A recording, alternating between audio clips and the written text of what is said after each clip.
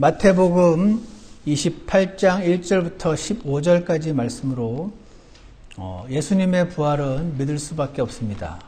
예수님의 부활은 믿을 수밖에 없습니다. 라는 제목으로 하나님 말씀을 증거하기 원합니다. 날씨가 굉장히 많이 풀려서 따뜻한 봄날 같은 그런 이스터 선데이인데요. 예수님께서 부활하신 것을 우리가 믿고 또 오늘 많은 찬양도 함께 불렀습니다. 예수님의 부활은 기독교의 근본 가르침입니다. 하나님께서는 우리가 예수님의 부활을 기억할 뿐 아니라 그 부활로 인하여 기쁘고 즐거워하기를 원하시는데요. 저는 예전에 하나님을 믿지 않았을 때는 예수님의 부활에 대해서 관심이 없었다가 구원 받고 나서 하나님이 말씀으로 하늘과 땅을 창조하신 것을 믿고 나서는 예수님의 부활을 믿는 것이 하나도 어렵지가 않았었는데, 시간이 지나면서 여러 사람들에게 예수님의 부활을 증거하면서 나중에 느끼게 된 것은 또 한 그룹의 사람들은 예수님의 부활을 그렇게 믿기 어려워하는구나 하는 것을 발견을 하게 되었습니다. 여러분과 제가 예수님의 부활을 전혀 1% 의심 없이 믿고 계시다면 그것은 정말 주님의 은혜라고 생각합니다. 그렇지 못한 분들도 많이 계시기 때문에 오늘 예수님의 부활을 좀 더 이해하고 우리가 또한 좀 더 즐거워하기 위해 알아야 할 몇 가지 사실들이 있는데 오늘 좀 살펴보려고 합니다. 첫 번째로 왕을 간절히 기다리던 유대인들을 우리가 이해를 좀 할 필요가 있습니다. 유대인들이요, 왕을 간절히 기다리고 있었다는 것입니다. 신약 성경의 사복음서 안에 나타난 유대인들은 지금 왕을 기다리는 사람들입니다. 유대인들은 이 다윗 왕, 그 이전에 사울 왕도 있었지만 그 이전에는 왕이 없었습니다. 그러다가 사울 왕, 다윗 왕 때부터 이제 왕이 다스리는 나라, 왕국이 되었습니다. 그런데 마태복음에서 유대인들에게는 지금 왕이 당연히 그 아들이 왕이 되고 이렇게 돼야 되는데 지금 왕이 없는 것을 보게 됩니다. 물론 헤롯 왕이라고 하는 사람이 있긴 한데 이 사람은 유대인이 아니었습니다. 에돔 족속이었거든요. 그래서 유대인들의 법에 따르면 유대인들의 왕은 반드시 유대인이어야 되고, 그리고 그것도 다윗의 후손이어야만 했기 때문에 다윗의 후손이 아닌 지금 있는 저 헤롯 왕이라고 하는 사람은 적법한 왕일 수가 없었습니다. 마치 조선 시대에 조선 사람들의 왕은 반드시 이시의 후손이어야 했던 것처럼 이스라엘 사람들의 왕은 다윗의 후손이어야 했던 것입니다. 그러면 다윗 왕 이후로 여러 왕들이 있었는데 왜 지금 이스라엘에는 왕이 없어졌느냐? 그것은 나라가 망했기 때문입니다. 나라가 망해서 언제 망했죠? BC 586년, 606년부터 시작됐지만 그때 바빌론이라는 나라가 쳐들어와 가지고 나라가 망했습니다. 왕이 포로로 끌려가고요. 왕이 죽임을 당했습니다. 그래서 왕을 잃고 나라를 잃은 민족이 되었습니다. 그 상태에서 이스라엘 사람들은 계속해서 그때부터 나라 없이 강대국의 식민지로 사는 겁니다.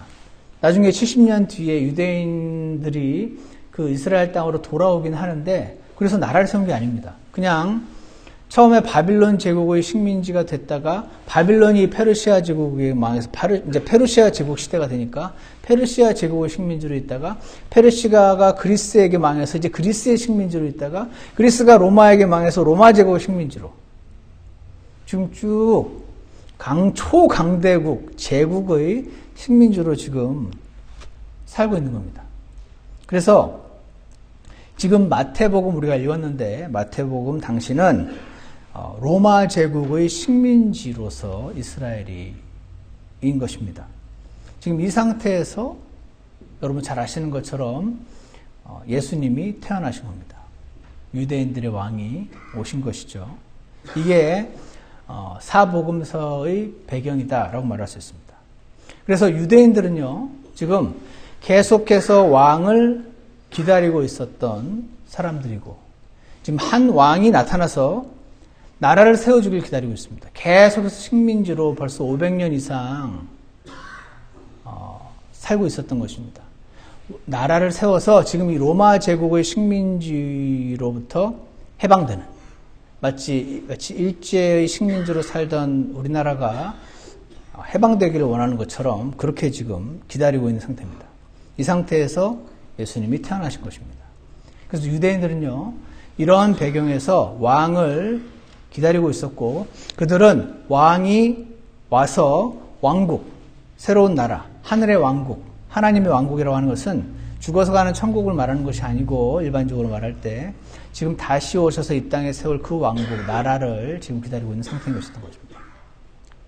두 번째로 알아야 될 사실이 있습니다. 두 번째로 알 사실은 두 그룹이 있었던 것을 이해를 해야 됩니다. 두 그룹. 어떤 두 그룹이 있었냐면, 계속해서 이 왕을 기다리고 있다가 왕이신 예수님이 오셔서 이 왕을 받아들인 백성들이 하나 있었고, 왕이 오긴 했는데 이 왕을 시기해서 거부한 정치인들이 있었습니다. 두 그룹이 있습니다. 지금 한국에요, 문재인 대통령이 우리나라 대한민국의 대통령인데 지지율이 거의 70% 수준이더군요. 한마디로 말해서 대중들에게 아주 인기가 있습니다. 하지만 홍준표 대표라든지 안철수 대표라든지, 안철수는 지금 대표가 아닌가요? 이런 분들에게는 인기가 없습니다. 이분들이 속한 당원들에게도, 국회의원들에게도 인기가 없습니다.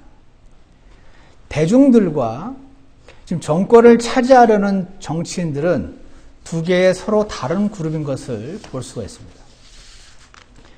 생각을 한번 해보십시오. 왕 없이 BC 586년에 망한 다음에 왕 없이 거의 500년가량을 지금 왕 없이 시간이 지나가면서 이스라엘 나라가 독립국가는 아니지만 이 이스라엘을 다스리려고 하는, 다스리던 실제로 정치인들이 생겨났습니다.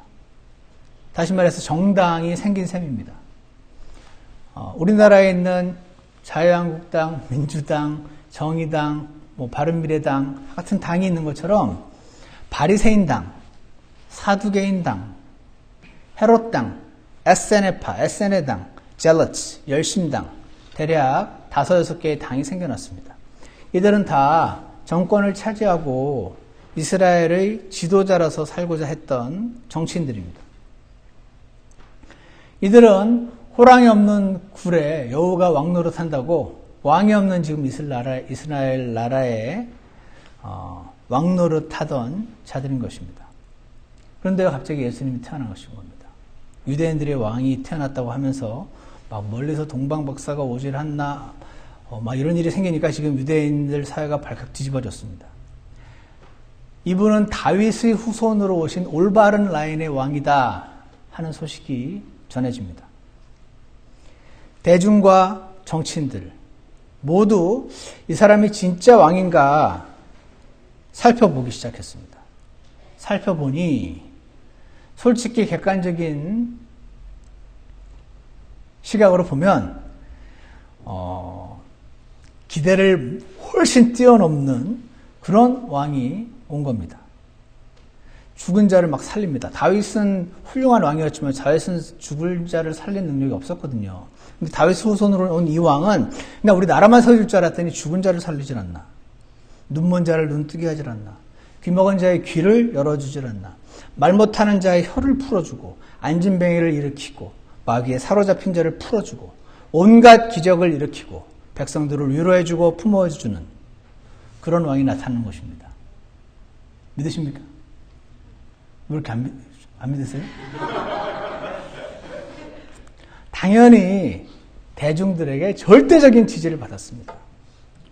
당시에 지지율 조사를 했으면 몇 프로 날지 모르겠습니다. 그래서 제가 이 말씀 준비하면서 주님이 한 가지 깨달음을 주셨습니다. 제가 이 깨달아서 놀라운 깨달음이라고 집사람한테 말했더니 그거 다 알아 그러더라고요.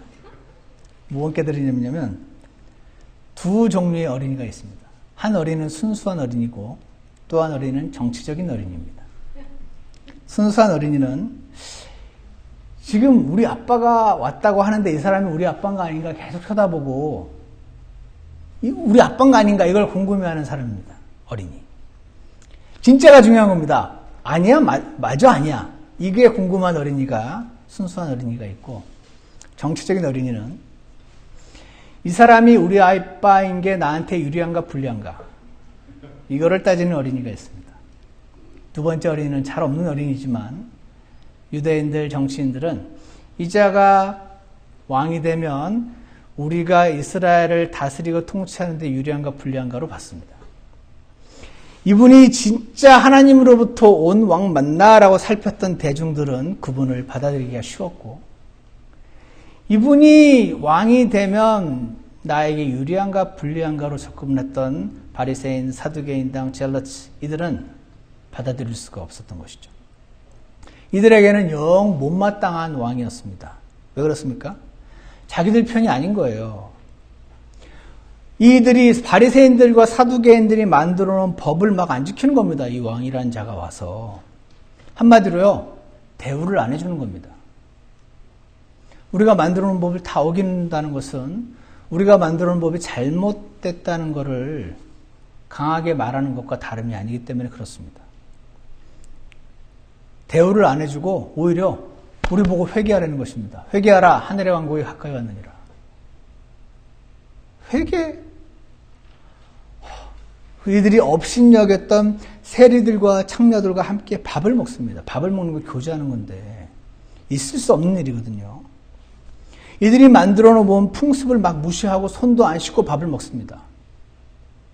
더러운 나병 환자 절대 만지면 안 되는데 일부러 나병 환자를 고칠 때마다 손으로 만져서 병을 고쳐주십니다. 안식일 날 절대 무거운 거 들고 가면 안 되는데 병자를 살린 다음에 들 것을 가지고 가라고 그러십니다.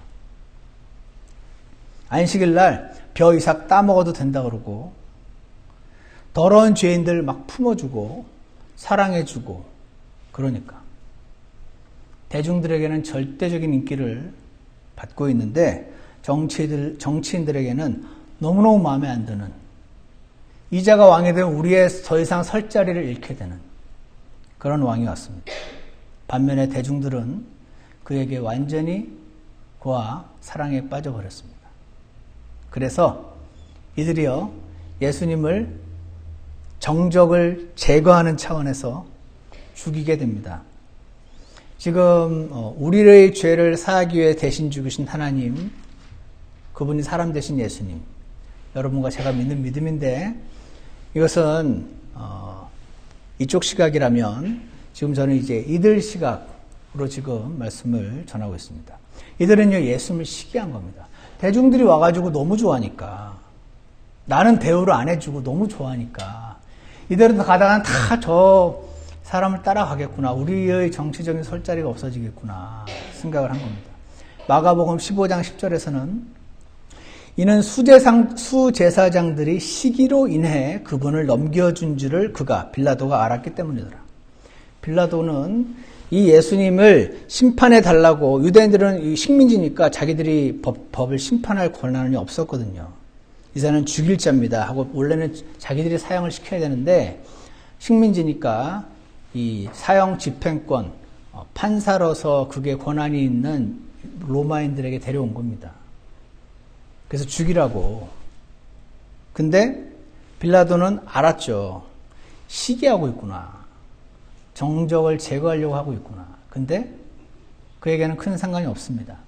이걸 들어줌으로써 이들 유대인들, 정치인들을 자기에게 유리하게 사용하려는 정치적인 계산이 왔다 갔다 하고 있는 것입니다. 이 모든 상황을 하나님께서는 컨트롤 하에 여러분과 저의 죄를 사하시기 위한 하나님의 구원의 계획 가운데 이끄시고 역사하셨지만, 믿으시죠? 네. 그런데 그들의 시각으로는 이런 일들이 일어나고 있습니다. 세 번째로 이해해야 될 사실은, 정치인들에게 있어서 십자가는 정적 숙청, 김민정 자매님 통역 잘하고 계신지 모르겠습니다. 정적 숙청의 사건이었음을 우리가 이해할 필요가 있습니다. 아까도 말씀드린 것처럼 이 자가 왕이 되면 우리에게 너무 불리하겠구나 라고 생각을 했습니다. 그들은요, 그래서 이분이 진짜 왕으로 오신 분인가 아닌가 그거를 순수하게 알고자 하는 마음이 없었습니다. 그것만 있었으면 그분을 믿을 수가 있었는데, 이분이 왕이 되면 나에게 유리한가 아닌가, 이 시각으로 접근하는 사람들은, 정치적인 시각은 예수님을 왕으로 받아들일 수가 없었습니다. 그래서 회개하라, 하늘의 왕국이 가까이 왔느니라. 그들이 계속 기다리던 왕이 왔고, 그들이 계속 기다리던 나라가 지금 세워지려고 하는데, 우리는 지금 리더인데 우리가 회개해야지 거기 들어갈 수 있다는 이 말은 그들이 받아들이기가 어려웠던 것이죠. 그래서 회개했어야 하는 타이밍에 회개를 하지 않았더니, 한번 악하게 마음을 먹었더니 점점 더 어두워지고 점점 더 안 좋은 쪽으로 가게 되는 겁니다. 그때 그들이 회개했더라면, 한 번 더 하나님 쪽으로 의지를 썼더라면 그들의 눈은 더 밝아지고 예수님을 받아들일 수 있었을 텐데. 니고데모 기억하십니까?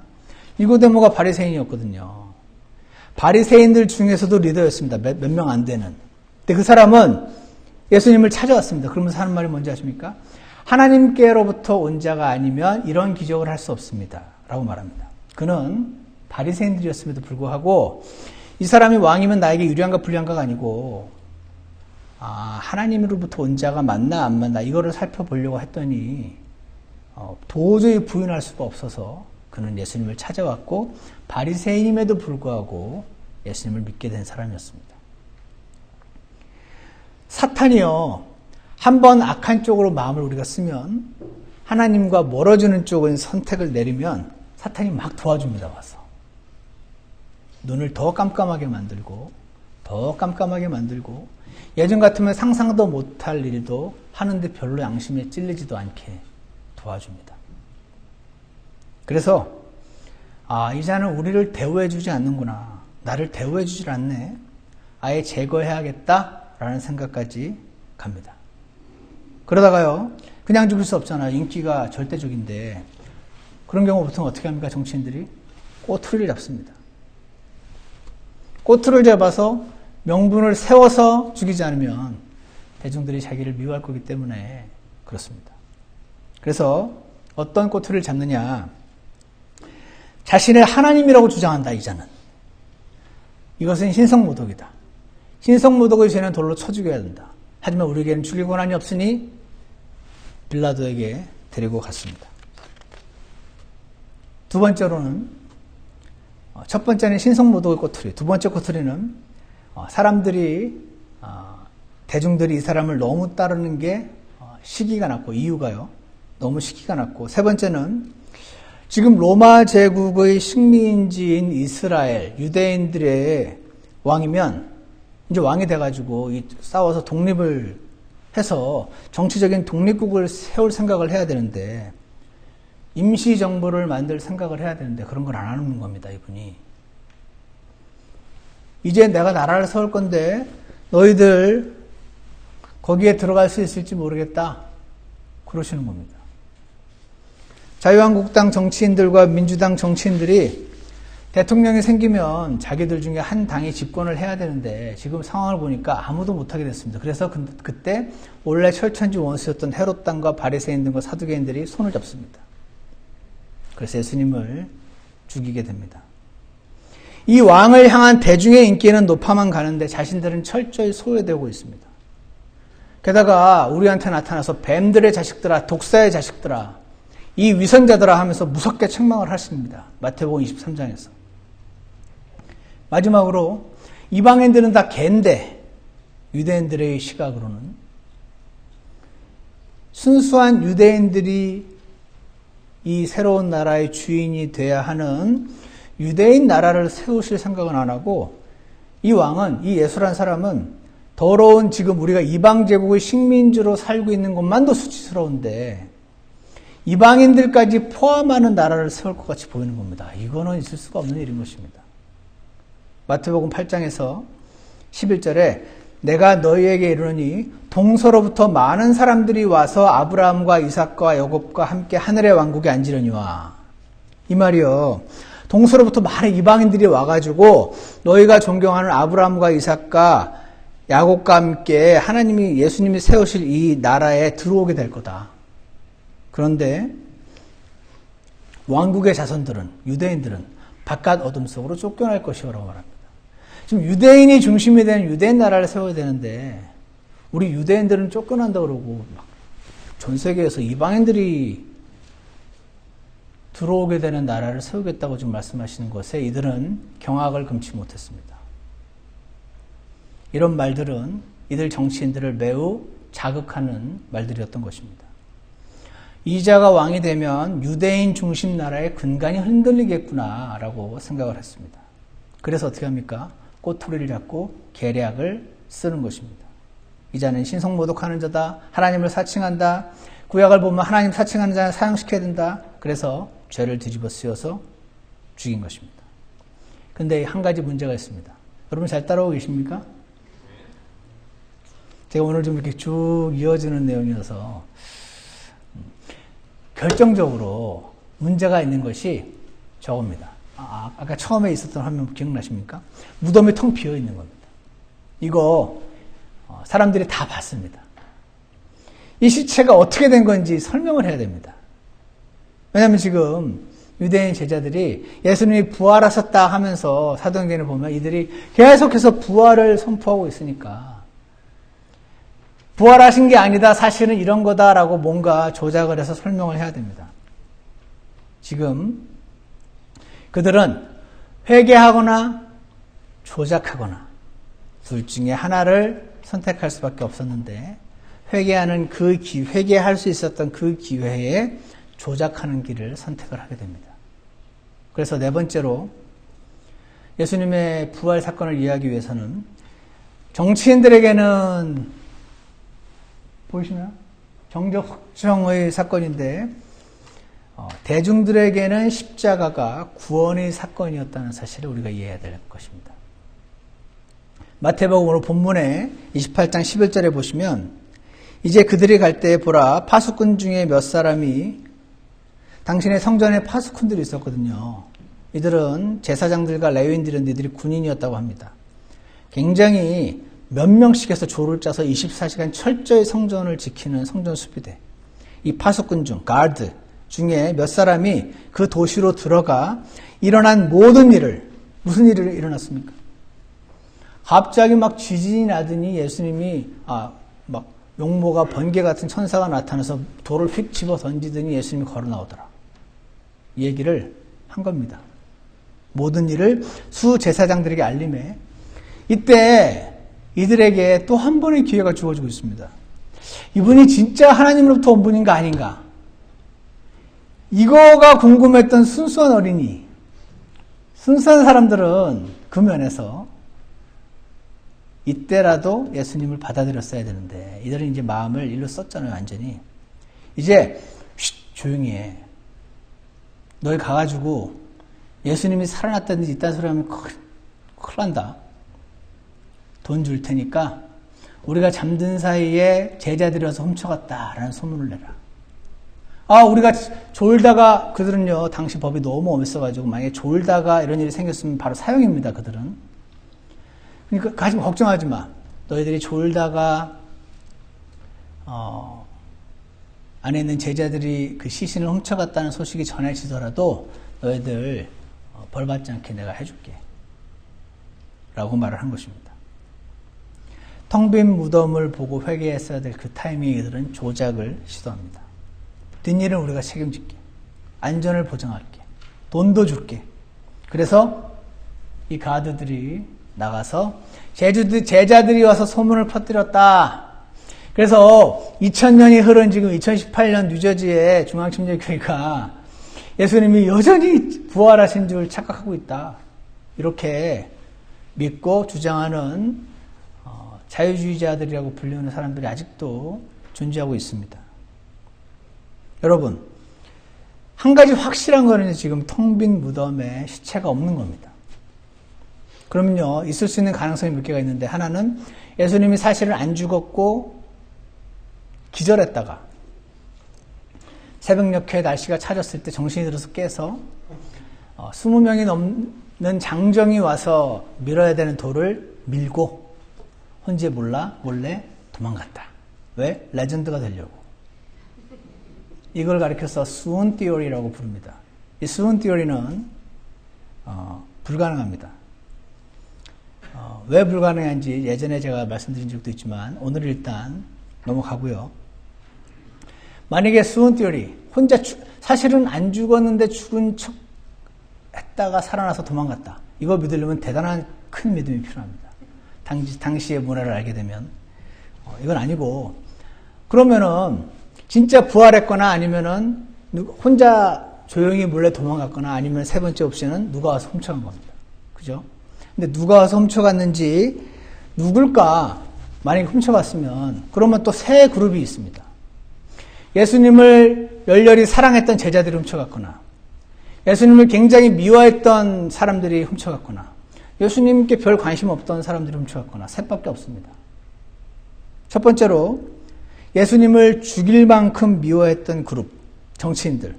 이들은 훔쳐가야 될 이유가 없습니다. 혹시 예수님이 사라질까봐 지금 조작까지 할 마당에 이들이 바리새인들이 와가지고 예수님의 시신을 훔쳐갖고 갈 이유가 없습니다. 왜냐하면 그렇게 해서 자신들에게 유리한 게 없습니다. 텅 빈 무덤을 어떻게든 설명해야 했었던 자들입니다. 차라리 그런 일이 안 생겼더라면 무슨 소리야 살아나기는 저 무덤 안에 있다 이렇게 하면 간단했는데 무덤이 확 열리는 바람에 이들은 아닙니다. 아니라고 생각하십니까? 두 번째 그룹 예수님에 대해서 무관심한 자들이 와서 훔쳐갔다. 그들도 이런 일을 했을 리가 없습니다. 성전 수비대에 그 삼엄한 경비를 뚫고 들어가 그 큰 돌을 20명 이상이 와서 굴려내고 예수님의 시체를 몰래 그들의 삼엄한 경계망을 뚫고 도망갔어야 할 이유가 없습니다. 관심이 없는데. 그러다 걸리면 죽는데. 그럴 이유가 없습니다. 마지막 그룹. 그나마 가능한 그룹은 예수님의 제자들. 가장 유력한 용의자입니다. 실제로 그들이 훔쳐갔다고 소문을 퍼뜨려라. 이렇게까지 했습니다. 근데 여러분 사실은 세 번째 옵션도 불가능합니다. 왜 불가능한지 아십니까? 왜냐하면 이 제자들은요. 이 예수님이 부활했다고 전함으로써 죽임을 당한 자들이기 때문에 그렇습니다. 스데반이요. 스데반의 순교를 시작으로 스데반이 보라 하늘들이 열리고 사도행전 7장 56절에 보라 하늘들이 열리고 사람의 아들이 하나님의 오른편에 서 계신 것을 내가 보나라 이렇게 말합니다. 이게 무슨 말이냐면 예수님 부활하셨다. 나 지금 그거 보인다. 이렇게 말했습니다. 하매 그들이 바리새인들 사두개인들 그들이 큰 소리를 지르며 자기들의 귀를 막고 한 마음으로 그에게 달려들어 그들이 돌로 스데반을 치니 그가 하나님을 부르며 이르되 주 예수님이여 내 영을 받으시옵소서 하고 무릎을 꿇고 큰 소리로 부르짖어 이르되 주여 이 죄를 저들의 책임으로 돌리지 마옵소서 하더라. 이 말을 하고 그가 잠드니라. 이 스데반의 순교를 시작으로 12 제자들이 다 순교했습니다. 12 사도들이.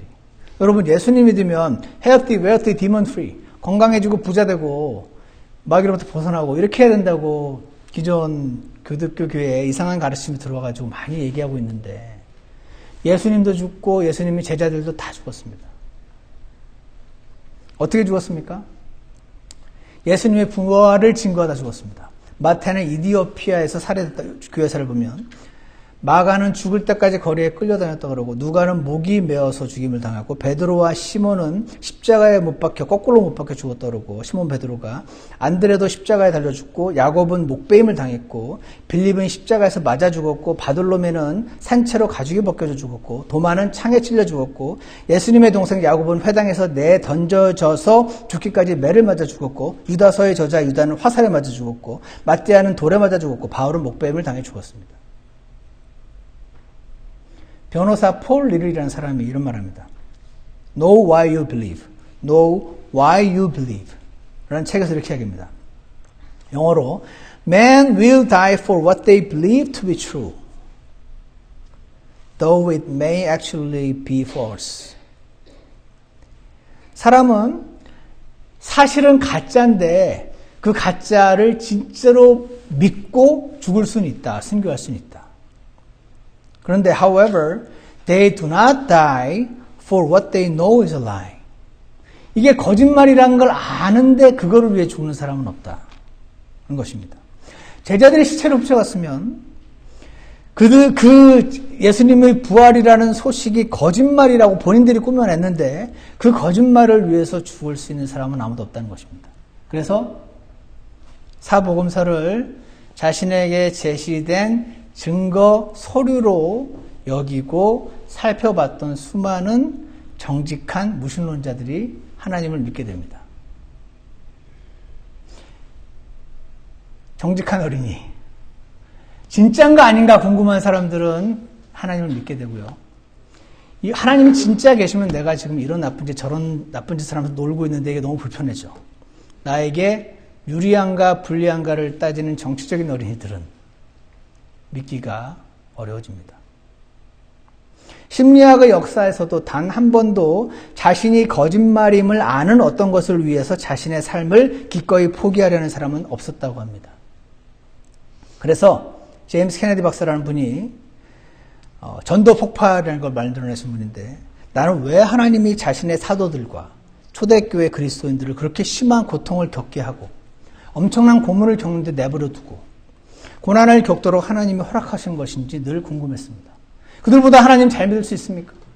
저렇게 하나님을 잘 믿는데 왜 그들은 다 죽었습니까? 그런데 이 사실을 알게 됨에 따라 하나님께서는 그들의 죽음을 사용하셔서 기독교의 토대를 튼튼히 하셔서 오늘날 나 같은 사람도 믿을 수 있게 해주셨습니다. 이렇게 증거하고 있습니다. 여러분 예수님의 부활을 믿으십니까? 예수님의 부활 그냥 저절로 예전에 저처럼 믿어주시는 분들도 많이 계실 것입니다. 주님의 은혜인 줄 믿습니다. 주님께 감사하시기 바랍니다. 근데 주님의 부활이 잘 안 믿어지는 분들도 계십니다. 오늘 말씀이 그분들을 위한 말씀이 되길 원합니다. 예수님의 부활 이야기, empty tomb, 빈 무덤. 이것을 어떻게든 설명해야 했던 바리새인들은 끝내 성전 수비대들이 와가지고 막 예수님 살아났다고 얘기를 하는데 그때 진짜 살아났어? 그때라도 회개했으면 되는데 왜 안 믿었을까? 왜 굳이 조작까지 해가면서 안 믿었을까? 그들은 진짜가 별로 안 중요했던 것 같습니다. 이분이 왕이 되면 나에게 유리한가 아닌가? 하나님이 진짜 계시면 나에게 유리한 게 아닌가? 유리한가? 이렇게 궁금하게 여겼던 정치적인 어린이들이 사탄이 도와줘서 계속된 잘못된 길을 갔던 것을 우리가 보게 됩니다. 오늘 저와 여러분은 조금 먼저 하나님의 은혜를 얻어서 어떤 분들은 그렇게 믿기 어려워하는 예수님의 부활을 이미 믿은 사람들입니다. 맞습니까? 네. 여러분과 저의 기도가 필요합니다. 굳어진 마음을 갖고 계신 분들에게는 기도밖에 없습니다. 알교해서 안 됩니다. 증거를 들이밀어서 싸워도 안 됩니다. 우리 여러분과 저같이 조금 먼저 은혜를 받은 사람들이 그들을 위해서 기도할 때 하나님이 그들에게 감겼던 눈을 뜨게 해주시고 사탄에게 가려졌던 눈 가리개를 풀어주셔서 예수 그리스도라는 영광스러운 빛으로 오도록 이끌어 주실 줄 믿습니다. 나는 부활이요 생명이니 나를 믿는 자는 죽어도 살겠고 누구든지 살아서 나를 믿는 자는 결코 죽지 아니하리라. 이것을 내가 믿느냐? 이렇게 말씀하셨던 주 예수님을 기억합니다. 나는 부활이요 생명이니 나를 믿는 자는 죽어도 산다. 믿느냐? 누구든지 살아서 나를 믿는 자는 결코 죽지 아니하리라. 이것을 내가 믿느냐? 이렇게 말씀하신 주 예수님, 부활하신 그분을 우리가 누리고 즐기고 감사하고 따르기를 간절히 원합니다. 사랑하는 여러분, 예수님의 부활은 사실입니다. 다르게 믿는 건 그는 프리서포지션에 사로잡혀서 편견에 사로잡혀 있다고 생각합니다. 제 생각에. 그렇게 믿는 것은 객관적이지 않다고 저는 믿습니다. 예수님이 부활하셨다고 믿는 것이 가장 객관적인 믿음이라고 저는 믿습니다. 그분이 부활하신 것은 하나님이 살아계시다는 증거요. 하나님이 살아계시면 오늘날 우리의 삶은 지금보다 좀 더 주님께로 가까워지는 그러한 삶이 되어야 될 줄 믿습니다. 예수님은 믿으라 말씀하시고 두려워 말라 말씀하시고 Go, tell, 말하라, share the news 얘기하시고 마지막으로 기뻐하라 이렇게 말씀하고 계십니다. 예수님의 부활을 조금 먼저 믿은 우리가 두려워하지 않기를 원합니다. 가서 이야기를 하기 원합니다. 그리고 주님 안에서 기뻐하기를 원합니다. 이러한 축복된 삶을 주님께서 우리에게 주시기를 주 예수님 이름으로 축원합니다. 아멘. 기도하겠습니다. 사랑과 은혜가 풍성하신 하나님 아버지, 우리를 불쌍히 여기셔서 우리를 긍휼히 여겨주셔서 주 예수님을 믿게 도와주시고 오늘까지 이끌어주신 주님께 참으로 감사를 드립니다. 오늘 하나님 말씀을 우리가 살펴보며 주 예수님이 부활하신 것은 역사적인 사실일 뿐 아니라 그렇게 믿지 않는 것은 참 어려운 믿음이다. 저는 그렇게 믿습니다. 주님. 이러한 믿음을 갖고 있는 수많은 이 땅의 기독교인들을 좀 일어나게 하셔서 아직 주 예수님을 모르고 그분의 부활을 믿지 않는 수많은 사람들에게 주 예수님을 증거하는 자들이 되도록 도와주시기를 간절히 원합니다. 그래서 주님께서 모든 영광을 받으시기 원하고 사랑 많으시고 죄인들을 품어주시고 우리가 먼지인 것을 아시고 긍휼히 여기시며 우리를 죄악대로 다루지 않으시고 품어주시는 주 예수님을 날마다 누리며 살아갈 수 있도록 축복해 주시기를 간절히 원합니다. 그렇게 살기로 결심하시는 모든 성도님들을 주께서 축복하시고 이끌어 주시기를 간절히 원합니다. 예수 그리스도 이름으로 기도드렸습니다. 아멘.